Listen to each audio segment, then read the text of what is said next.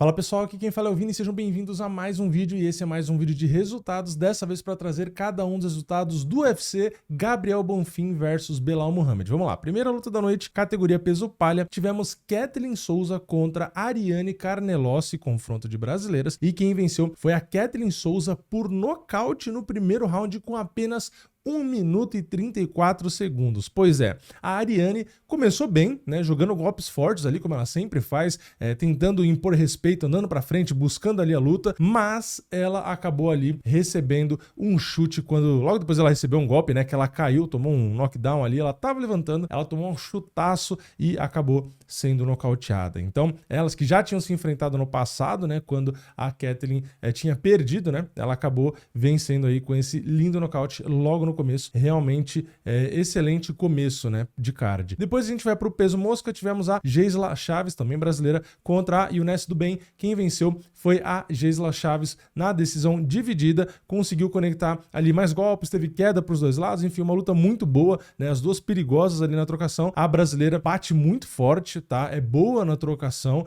parecia até que dava pra nocautear, parece, né, mas é aquilo, a adversária era perigosa, então não dava pra se expor demais, enfim, dava não, né? O ideal era fazer a luta mais ou menos como ela fez, né? Porque às vezes você cresce o olho ali no nocaute, pode custar caro. Então, acho que ela foi bem e deu uma desgastada ali, né? No último round, mas no final da luta realmente começou a cansar, parece que ela tá mais cansada que a adversária, porém, ela já tinha vencido a maior parte da luta, né? Então, conseguiu vencer a luta, gostei, tá? É uma menina aí que realmente tem né, muito pela frente ainda, mas dá pra ver que, de fato, ela tem material. Ela bate forte, ela se posiciona muito bem ali, muito bem fechadinha, bem alinhada, enfim, é ofensiva, vai ali pra porrada, se precisar grudar, se precisar derrubar, ela também conseguiu ali improvisar, conseguiu fazer, enfim, gostei da performance dela aí. Depois a gente vai pro peso pena, tá? A gente teve o Joanderson Brito contra o Jordan Levy, quem venceu foi o brasileiro Jordan Brito, eu misturei um nome com o outro, né? O Joanderson Brito, o Tubarão, por finalização no primeiro round com 4 minutos e 19, o Jordan Levy, né, é um cara que sempre busca ali a luta agarrada, né, tem uma trocação ok, mas ele gosta de buscar a queda, gosta de buscar o grappling, só que ele é um cara que busca o grappling, porém, apesar de ser perigoso no grappling, ele não se defende tão bem, tá? Ele foi finalizado mais uma vez, e assim, não tô tirando o mérito do Joe Anderson, pelo amor de Deus, né? O Joe Anderson foi muito bem, aproveitou que o Jordan Levy grudou e atacou, deu bote certeiro, enfim, foi muito bem ali no ataque e conseguiu finalizar. Mas o Jordan Levy é engraçado, né? Porque é um cara que busca muito grappling, mas se a gente for ver ali, ele perdeu hoje finalizado, perdeu contra o Chase Hopper finalizado, perdeu contra o Paddy Pimblett finalizado. Então é um cara que busca o grappling, mas não é aquele cara que, nossa, ele busca o grappling, porque se ele for pro grappling, ele acaba com a luta. Às vezes pode ser, mas ele realmente muitas vezes é finalizado também. Então ele precisa não só melhorar a trocação dele, como melhorar essa parte mais defensiva da luta agarrada. Enfim, boa performance do Joanderson Brito aí, finalizou logo no primeiro round. Depois a gente vai pro peso galo feminino.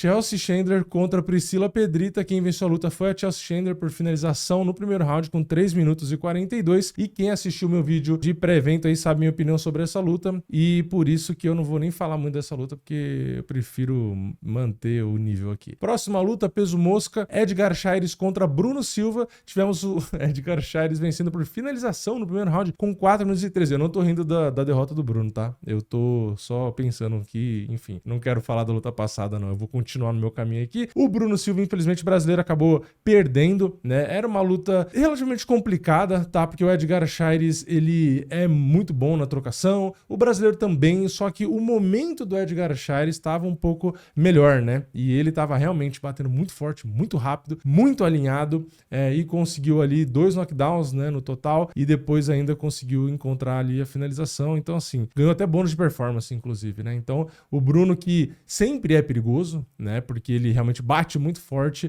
mas aqui não deu. Tá? O Edgar Chaires veio realmente numa velocidade impressionante, né? E com um punch também muito difícil de ter queixo, né? Para aguentar o golpe quando entra limpo daquele jeito. Então é isso, né? Uma performance muito bonita, muito boa. Não torcia para a vitória dele, né? Mas fazer o quê? Vamos esperar aí que o Bruno volte melhor, né? Depois a gente teve no peso galo o Marcos Magui contra o John Yanis. Marcos Magui venceu na decisão unânime. Aqui ele era um grande favorito, né? Eu falei no vídeo pré-evento, elogiei bastante ele, né? Falei, pô, é um cara cara muito bom, né, ali na trocação, bate forte, movimenta bem, é rápido, cerca, é agressivo, enfim, um cara realmente que chama muita atenção. E ele era muito favorito, venceu a luta, mas o John Yannis entregou a luta, tá? Conectou bons golpes, machucou um pouco o rosto do Marcus McGhee, mas o Marcus McGhee continuou desde o início da luta até o final, basicamente ali no mesmo ritmo. Então é um cara muito bom e ele é legal assim de assistir porque ele é um cara que bate muito forte,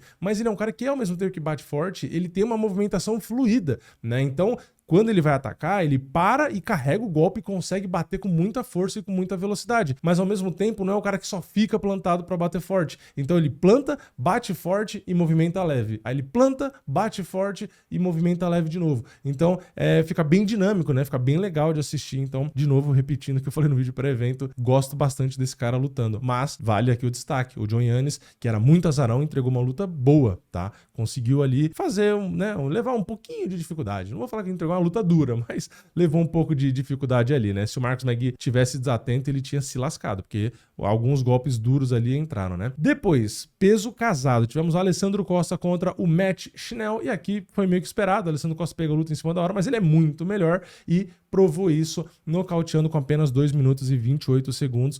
Realmente aqui não tem nem muito o que falar, né? O Matt Schnell tem ali alguns perigos e tal, né? Complicado falar que, o cara não tem nada. Mas é que comparando um com o outro é realmente complicado. Não à toa, o brasileiro é muito favorito, tá? Então é isso. Quando o cara é muito favorito, mesmo pegando a luta em cima da hora, fica nítido que tem uma discrepância ali entre os atletas, né? Então o Alessandro mandou muito bem, venceu bem e falou na entrevista que quer se manter ativo e tal, o que é bastante importante. Então gostei da performance, gostei da entrevista, tá de parabéns aí. E depois, no meio pesado, a gente teve o Io Baranieski contra o Júnior Tafa. Quem venceu foi o Baranieski por nocaute no primeiro round com 1 minuto e 25, e aqui era completamente previsível, né? Quem viu tanto o vídeo pré-evento quanto as cotações, cara, aqui não tinha muito caminho. O Júnior Tafa, eu falei já trocentas vezes, é um cara bem limitado, bem fraco. Aqui era uma luta assim que, porra, não tinha muito como errar, né? Aqui tinha que acontecer um acidente pro Baranieski realmente não vencer a luta. Então,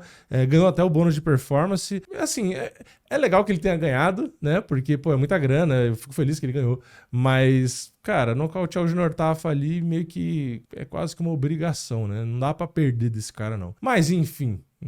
Vamos para a próxima. Peso galo, tivemos o Bryce Mitchell contra o Santiago Luna. Quem venceu foi o Bryce Mitchell por finalização no terceiro round com 4 minutos e 52. E aqui, de novo, sem querer ser repetitivo, mas já sendo, é o que eu falei na porcaria do vídeo pré-evento. O Bryce Mitchell é um cara que procura a luta agarrada e agora nessa categoria ele por enquanto tá mantendo um bom condicionamento físico, então ele tem qualidade, tem força, porque contra essa galera aí realmente ele tá se provando forte, apesar de desidratar, ele tá conseguindo render, então ele conseguiu pegar um cara agressivo, um cara com volume de jogo, um cara muito bom, que é o Santiago Luna, e conseguiu anular completamente. Então Bryce Mitchell realmente tá com moral aí, tá, nessa categoria. Vamos ver se de fato ele consegue manter um cara de uma força interessante para essa categoria. Porque assim, nessa luta tava, mas a gente sabe, e vendo ele, o cara tá muito magro, tá judiado ali. Então eu não sei se ele consegue manter de forma saudável esse peso e essas performances, tá? Então assim, realmente, parece que ele tá até melhor nessa categoria. Porém, é o que eu falei, ele tá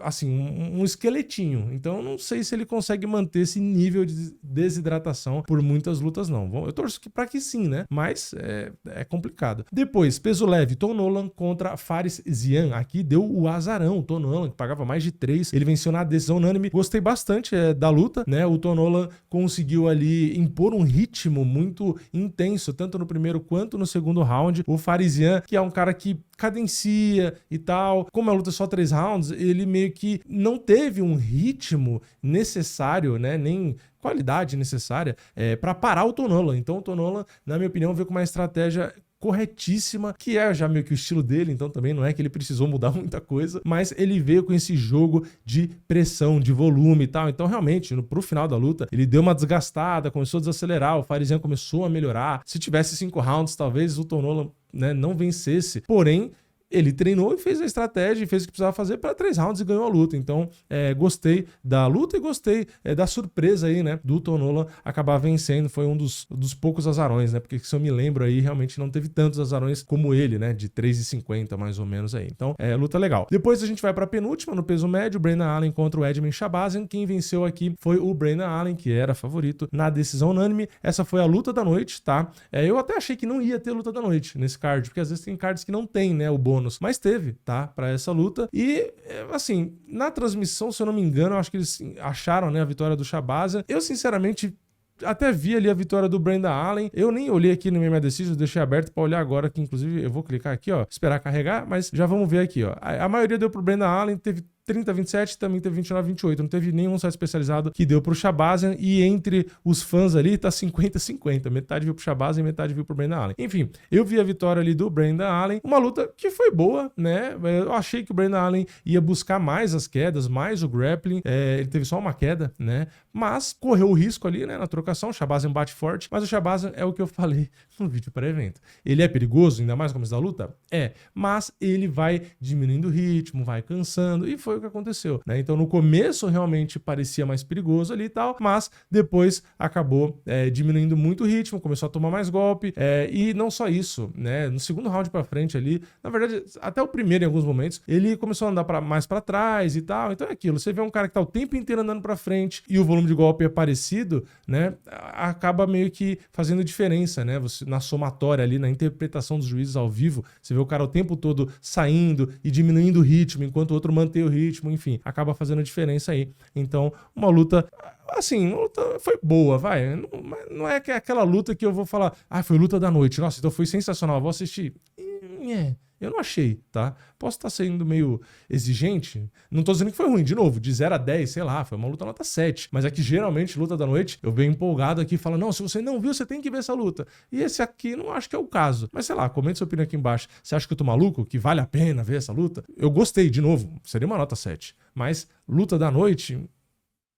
É que também não teve nenhuma melhor, né? Mas, sei lá, eu não daria bônus nenhum de luta da noite. Distribuiria mais 2 ali de performance, que acho que ficava mais legal. Mas, enfim, na luta principal, meio médio, tivemos o Gabriel Bonfim contra o Belal Muhammad. Quem venceu foi o Gabriel Bonfim na decisão unânime. Aqui estava muito parelho nas bolsas, né? E o Gabriel simplesmente dominou o Belal Muhammad. Belal Muhammad não lutou absolutamente nada. Ele não fez nada por 25 minutos. O corner tentou falar, tentou dar instrução e, cara, simplesmente ele não lutou. Eu não quero...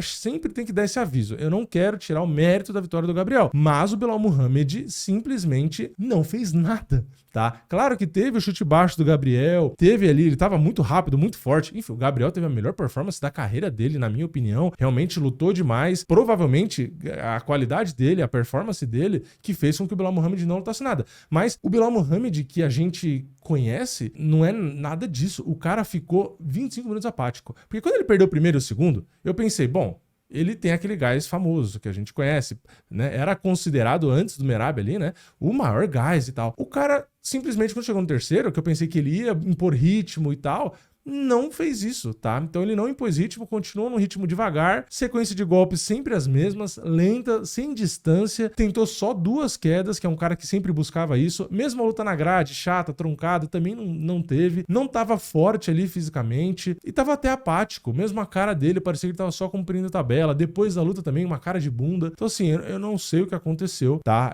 De novo, eu não tô criticando ele pra tirar o brilho da vitória do Gabriel, até porque eu acabei de falar que pra mim o Gabriel lutou demais e talvez possa ter sido 100% a qualidade dele de ter moído o Belal Muhammad a luta inteira, né? Foi um domínio, e isso é maravilhoso, essa vitória pro Gabriel, mas... Cara, o Belal Muhammad é um ex-campeão. Peguem as performances dele todas, mesmo derrota, ele tinha vontade. Nessa, ele simplesmente estava com a cabeça em outro lugar, tá? Ele não performou absolutamente nada. E o Gabriel não tinha nada a ver com isso. Então, espancou ele aí, ganhou 5 rounds. Então, assim, eu acho sensacional, porque o Belal Muhammad, sempre falei e mantenho minha opinião, faz muita luta chata. Até quando ele é surrado como ele foi agora, acaba sendo uma luta meio chata, né? Por quê?